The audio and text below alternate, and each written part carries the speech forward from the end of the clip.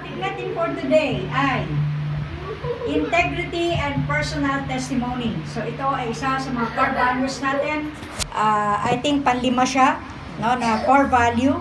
So what does integrity means? Ang integridad, ayon sa pinakamalaking library, and that is Google, ay nangangahulugan ng pagkamatapat. You have integrity kapag ikaw ay matapat. You have integrity if you are honest. May katapatan din, no? You have integrity when you have honor. May dangal. You have integrity if you have reliability, and that means you can be depended upon. You have integrity if you are truthful. O, totoo, tapat, mapapanaligan ang iyong salita. You have integrity. Sincerity, ibig sabihin, tapat ka sa sinasabi mo. You have integrity. Constancy or consistency, hindi ka pa bago-bago, no? You have integrity. Faithfulness, ikaw ay tapat, mapagkakatiwalaan, then you have integrity. And integrity is very important for a person sapagkat ang equivalent nito ay hindi lamang pagtitiwala ng tao, kundi ito ay pagpapala din, no? When people trust you, when people have faith in you, when people can rely on you, that would mean blessing.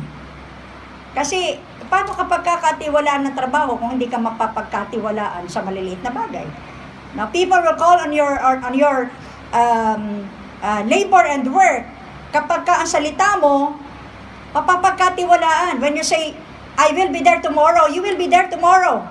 You will be there 7 o'clock in the morning, you will be there 7 o'clock in the morning. And that is integrity. No? So, ang sabi sa awit 26:11-12, ngunit para sa akin gagawin ko ang tama, kaya iligtas mo ako at sa akin ay maawa. Verse 12, ako ay ligtas sa lahat ng kapahamakan, pupurihin ko si Yahweh sa gitna ng kapulungan. So Psalms 26 is telling us na sabi ng psalmist, para sa akin gagawin ko ang tama. No? And being a person of integrity, yan ay ginagawa mo ng tama. At yan ay God will spare you, no, from trouble because you have integrity in your life. So, I would like to emphasize 3 points again. Number 1, God can be trusted upon because of His integrity in words and deeds. Mapagkakatiwalaan natin ng Diyos dahil kung ano ang sinabi niya sa kanyang salita, ito'y mangyayari. In the beginning, in Genesis, sabi ng Lord, let there be light, and there was light. At nagkaroon na liwanag from the words of the Lord. At sa ating kapanahunan, hindi man natin nadidinig ang physical voice of God, we hear God's heart through the Bible. No? Kaya napakahalaga para sa mga Kristiyano that you hear and you can obey.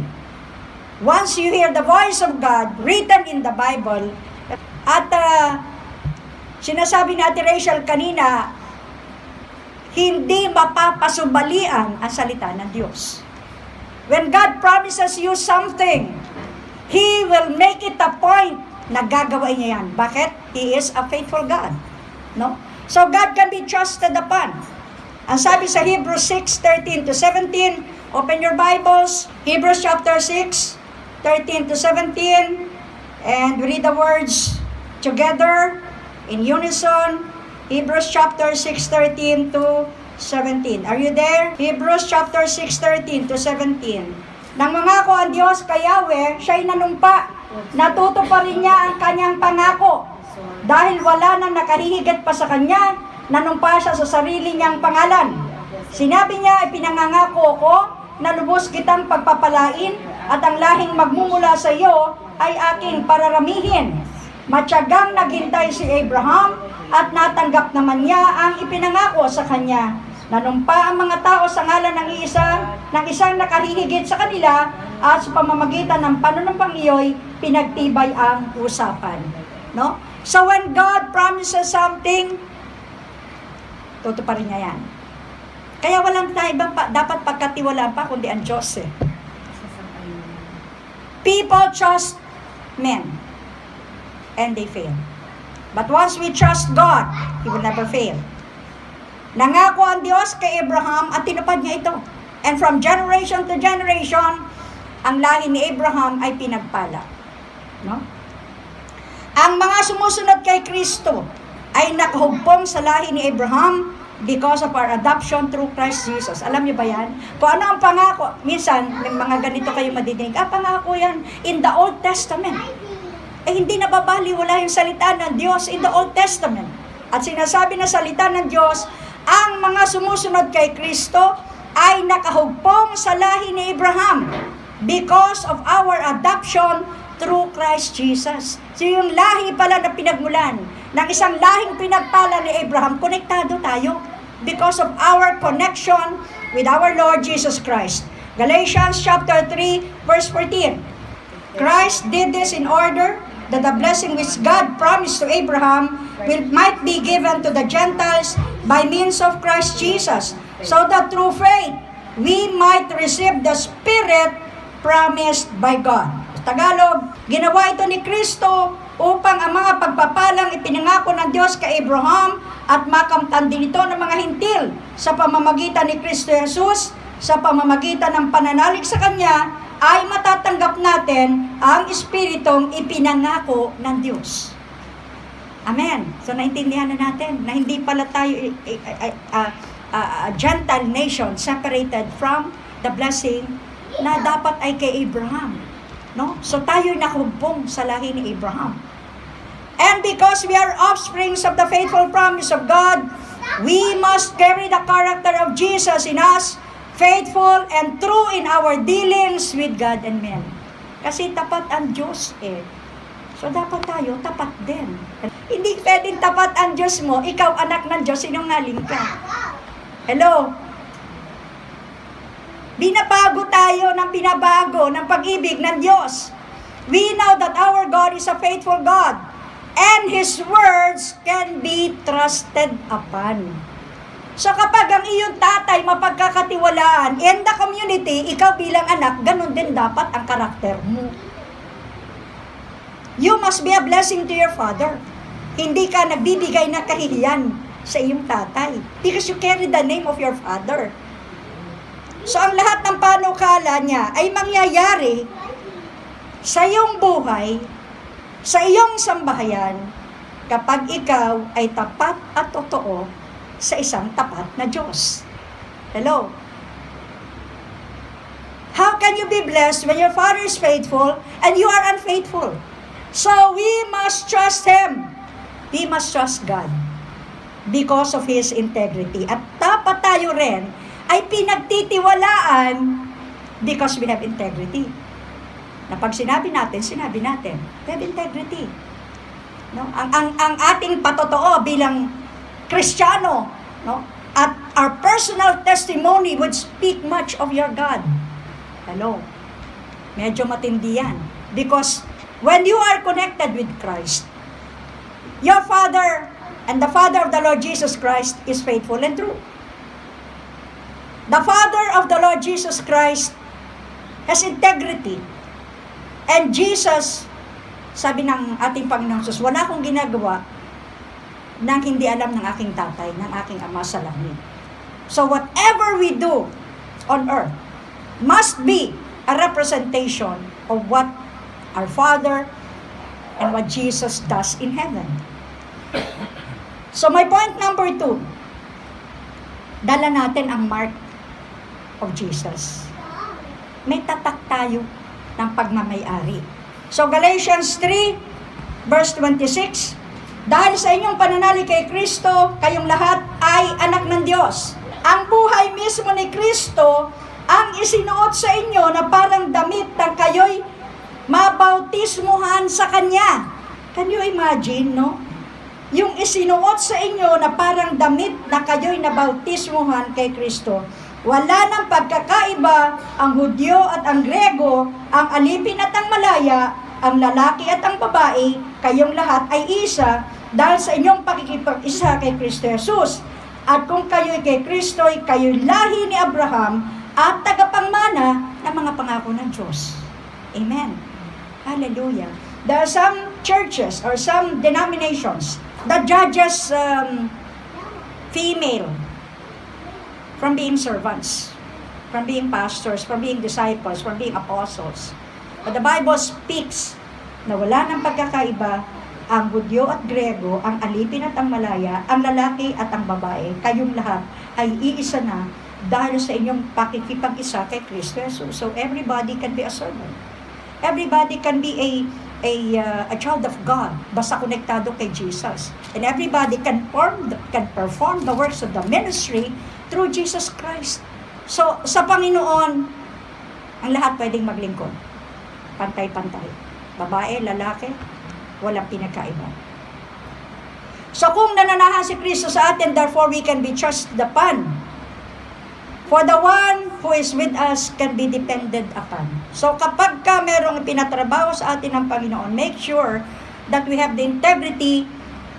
Gagawin natin yan na meron tayong katapatan, may sincerity, consistency, reliability, faithfulness, no? Kapag pinagkatiwalaan tayo, and we will be the beneficiary of the blessings from the Lord.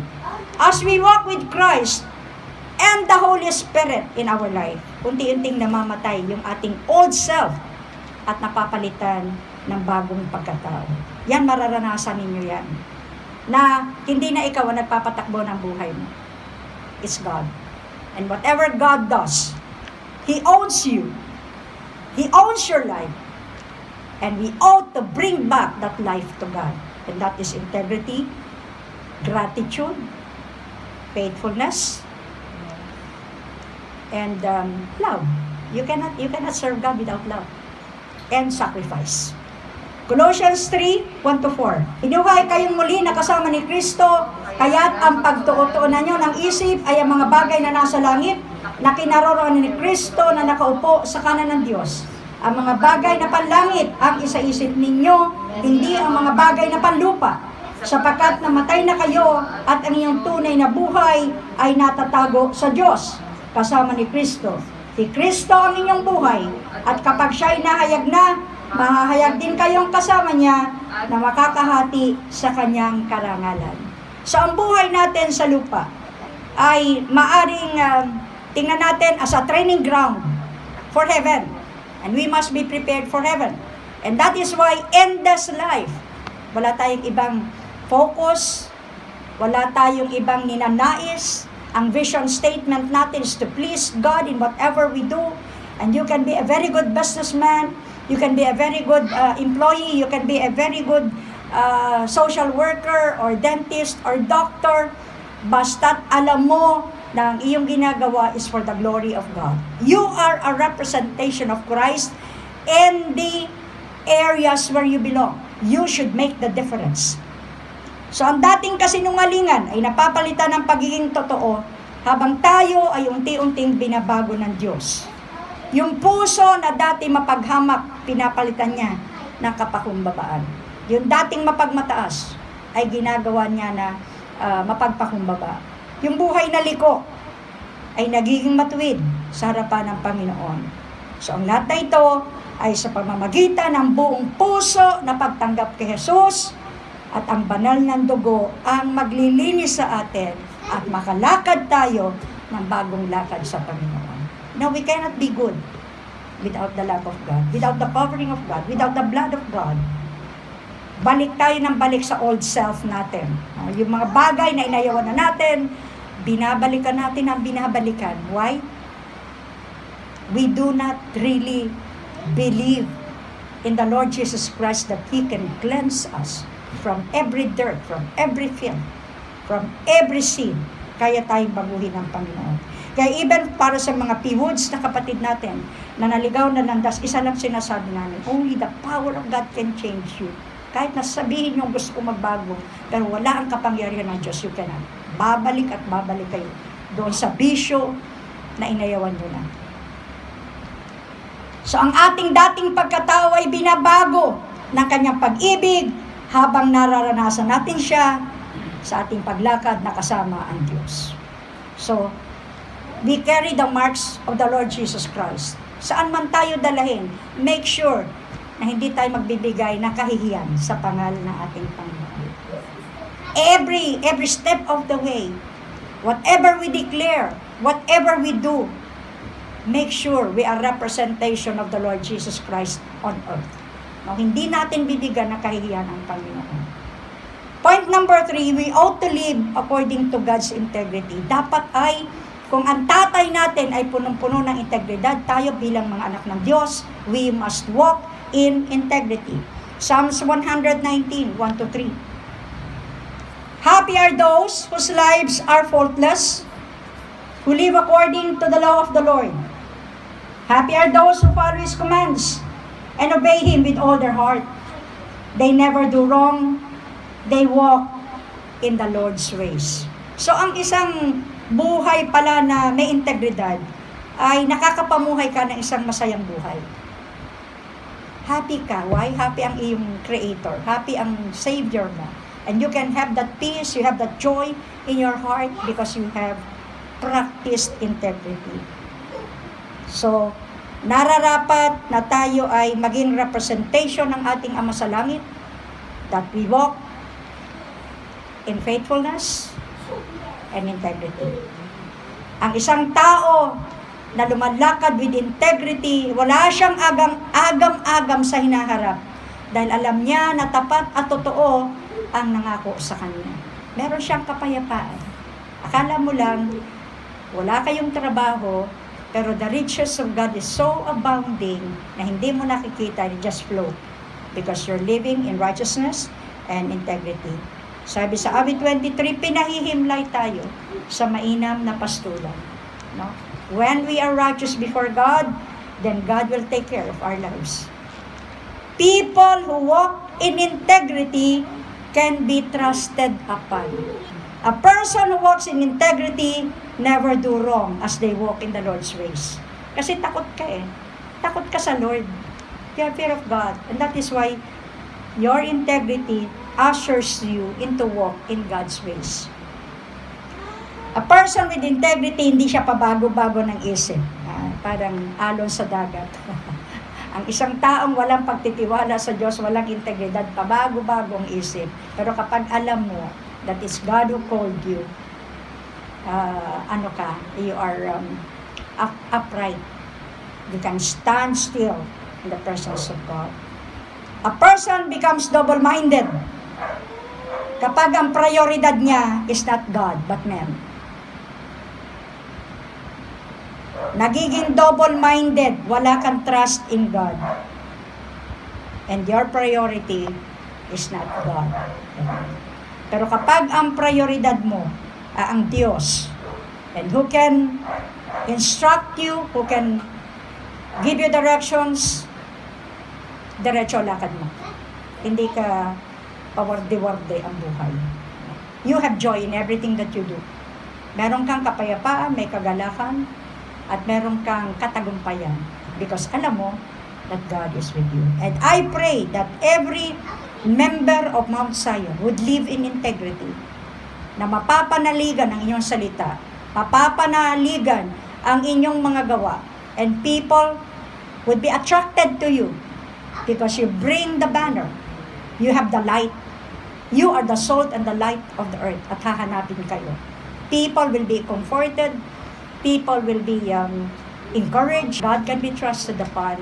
And whatever we declare in Jesus' name ay pinapatunayan ng Diyos.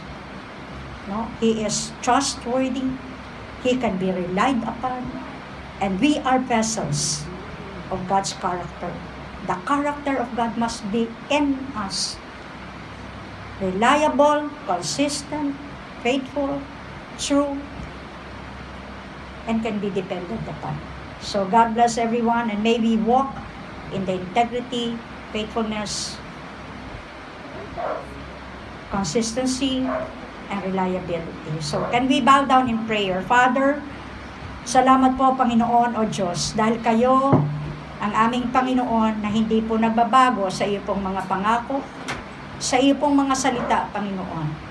At hayaan mo, O Diyos, na kami bilang mga anak mo ay mabago ng iyong pag-ibig, ng aming relasyon sa inyo, that people will trust us, O God, that people, O God, will see the goodness of the Lord in us, Father, that we can be depended upon, Lord, and we can be relied upon, Father. For you are a faithful God and a true God, Panginoon. At tunay nga po, O Diyos, that your favor will be upon us, O Lord.